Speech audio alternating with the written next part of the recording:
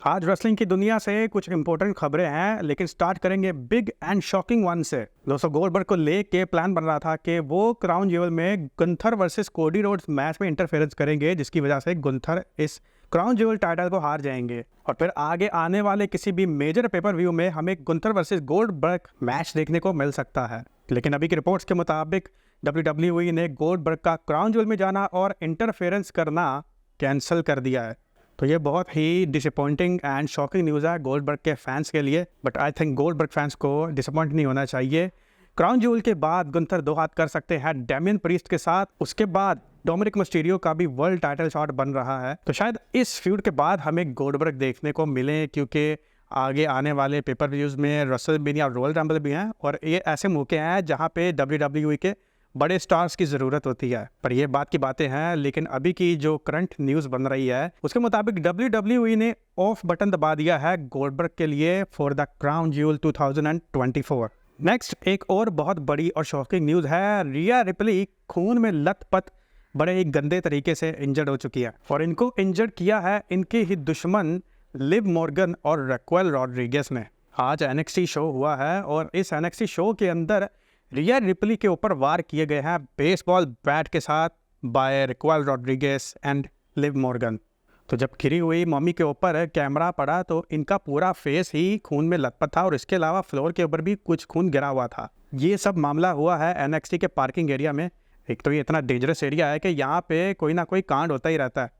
रिया replay को अभी hospital भेज दिया गया है। अब लिव मॉर्गन दुआ मांगे कि क्राउन ज्वेल से पहले रिया रिप्ली रिकवर ना हो। अगर तो रिया रिप्ली जल्द अपनी रिकवरी कर लेती हैं तो फिर क्राउन ज्वेल में लिव मॉर्गन की बड़ी तबाही होने वाली है। इससे सिर्फ लिव मॉर्गन की तबाही ही नहीं होगी, बल्कि क्राउन ज्वेल टाइटल से भी हाथ धो बैठेंगी। अगली बात करेंगे समी ज़ेन और सोलो सिकावा की, जो कि कल के मंडे नाइट रॉ में छुपकर बातें कर रहे थे। क्या बातें कर रहे थे ये तो अभी कंफर्म नहीं है, लेकिन जहाँ तक मेरी अपनी पर्सनल प्रेडिक्शन जाती है उसके मुताबिक समी ज़ेन को कल जय उसो ने कहा था कि तुम फैमिली नहीं हो। इस बात को शायद समी ज़ेन ने इतना दिल पे लिया है कि वो सोलो सिकावा के साथ मिल सकते हैं। इन्होंने फिर सोलो सिकावा के साथ ऐसा मिलना है कि इनकी माइंड गेम्स पढ़ लेनी है और फिर ज़रूरत पड़ने पे ये हेल्प करेंगे Jimmy J and Roman Reigns की, क्योंकि यही एक तरीका बचा है जिसकी वजह से समी ज़ेन अपनी लॉयल्टी साबित कर सकते हैं। तो समी ज़ेन पर एक बार फिर से वही टाइम आ गया है जो कि आज से 2 साल पहले था। आगे बात करेंगे एजे स्टाइल्स को लेके, जो कि सख्त लौंडे निकल आए हैं। वो कैसे? असल में हुआ ये है कि एजे स्टाइल्स को TNA ने अपने हॉल ऑफ फेम में इंडक्ट करना चाहा है, लेकिन एजे स्टाइल्स ने इस ऑफर को ठुकरा दिया है। सॉरी, ठुकराया नहीं, रिस्पेक्ट के साथ इनकार किया है। इन्होंने कहा कि मुझे नहीं इंडक्ट होना TNA के हॉल ऑफ फेम में या किसी भी हॉल ऑफ फेम में।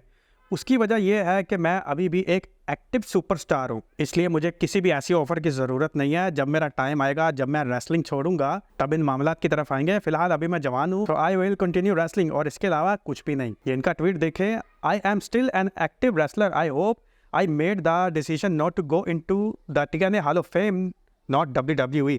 आई appreciate TNA but I don't want to go into any hall of fame as long as I am still active. My choice. Next बात करेंगे जिल्ला फातू की, जो कि जल्द WWE ज्वाइन करना चाहते हैं। WWE की तमाम स्टोरी लाइन्स में इस वक्त the blood line story line top पर जा रही है और जिल्ला फातू चाहते हैं कि इस स्टोरी लाइन के दौरान वो अपनी एंट्री WWE में करें और अपनी फैमिली को ज्वाइन करें, चाहे वो सोलो सिकावा की ब्लड लाइन को ज्वाइन करें, चाहे वो रोमन रेंज की ब्लड लाइन को ज्वाइन करें। दोनों तरफ ही इनके रिलेटिव्स हैं। ये जैकब फातू के साथ टैग टीम भी रह चुके हैं और इनकी पर्सनैलिटी भी है और बुकर टी के मुताबिक ये एक प्योर टैलेंट है। एक पॉडकास्ट में जिला फातू से सवाल किया गया कि क्या आप WWE में जंप करेंगे और आप ब्लड लाइन स्टोरी लाइन में इन्वॉल्व होंगे, तो इनका जवाब था at some point I will say may be. तो आई थिंक जब तक इनका डेब्यू होना है तब तक the blood line story line he and हो चुकी होगी। अगली बात करेंगे former chairman of the WWE board Vince McMahon की, जो कि जल्द अपनी एक अलग कंपनी लॉन्च करने वाले हैं, a new entertainment hub company.